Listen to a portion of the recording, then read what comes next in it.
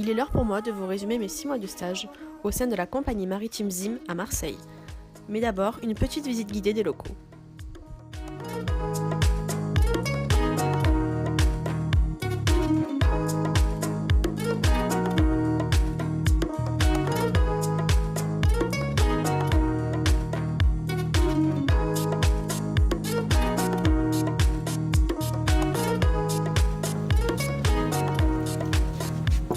Mais d'abord, permettez-moi de vous présenter notre directrice générale, Sonia Mined, qui va vous faire un bref historique de la ZIM.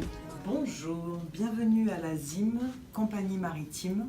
Nous avons été créés en 1945 par l'État israélien lors des mouvements de rapatriement des migrants vers l'État israélien. La société ZIM France existe depuis 1968 et est devenue depuis 2008 en propre ZIM. Nous avons aujourd'hui un volume approximatif de multi-use par mois à l'export, tout autant à l'import. Nous importons beaucoup de plastique d'Israël, nous exportons la matière première également vers Israël. C'est en effet notre marché natif, puisque la société est israélienne, mais également car la ZIM veut être un niche carrière. Niche carrière, c'est que nous sortons du marché chinois essentiellement, puisque l'Europe n'est absolument pas touchée par de services Chine, import ou export, contrairement à toutes les autres compagnies maritimes. Nous sommes 17e, mais l'un des rares armateurs à être totalement indépendant et pas présent dans les alliances. Durant ces 5 derniers mois, j'ai eu la chance de découvrir l'intégralité des services de la compagnie maritime. Parmi ces services, nous comptons les commerciaux, le customer service comprenant les bookings et la documentation import et export, la logistique, la comptabilité, ainsi que le service ressources humaines. Pour résumer au mieux mes missions, j'ai décidé de vous expliquer comment se passe un export en prenant l'exemple de l'un de nos clients. Tout d'abord, le client fait une demande de prix au service commercial qui se chargera de lui remettre un tarif, un devis. Le commercial en charge doit prendre rendez-vous avec ce client pour identifier son volume, la concurrence et savoir si c'est intéressant pour la compagnie ou non.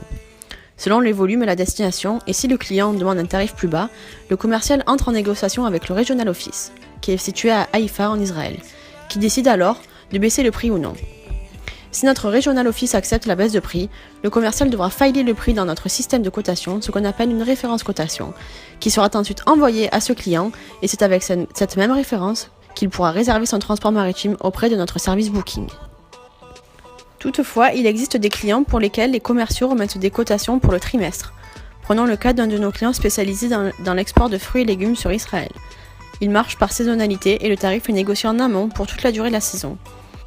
Dans ce cas, le client contacte directement le service booking pour connaître les disponibilités des navires. Une fois le transport maritime réservé, le service booking émet une confirmation de booking à ce client en reprenant les informations principales, c'est-à-dire le nom du navire, la date de départ, le port de chargement, le port de déchargement, le nombre de conteneurs et la nature de la marchandise. Ensuite, le service booking doit prévenir le service logistique du nombre de conteneurs que notre client demande pour les réserver sur notre terminal portuaire ou nos parcs intérieurs. Une fois le transport maritime réservé auprès du service booking, le client doit envoyer des instructions de BL au service documentation export qui devra les saisir dans le système. Ces instructions reprennent les éléments de la confirmation de booking avec en plus le nom de l'expéditeur de la marchandise, le nom du réceptionnaire à destination ainsi que le nom du notifié. Un premier exemplaire est envoyé au client pour vérifier que les données saisies sont exactes. Cet exemplaire s'appelle un draft. Le client doit vérifier notamment l'exactitude des informations saisies, car lors de l'arrivée du conteneur à destination, s'il y a des informations erronées, la marchandise peut être bloquée en douane. Une fois le draft validé par le client et le navire parti, le Customer Service envoie un Seaway Bill définitif, qui est en fait un draft validé sous forme papier en tête de la compagnie. Le Seaway Bill définitif est envoyé au client qui devra le communiquer au réceptionnaire à destination pour qu'il puisse retirer la marchandise du terminal portuaire.